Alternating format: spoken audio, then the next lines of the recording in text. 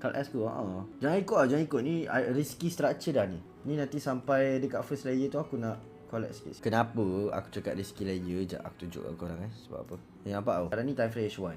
Aku nampak dia downtrend. Aku sell pun tadi agak lambat sebenarnya. Sell tengah-tengah. Sekarang ni dekat H1 korang boleh nampak dia macam ni. Dia buat downtrend. Okay. Kalau buka M30 pun sama juga. Masih downtrend. Tapi dia dah collect ni dah. Dia dah collect zone RBS ni.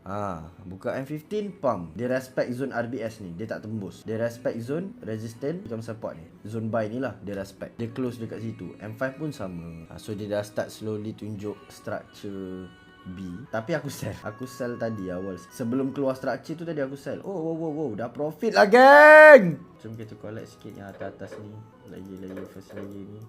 Profit berapa ni? $300.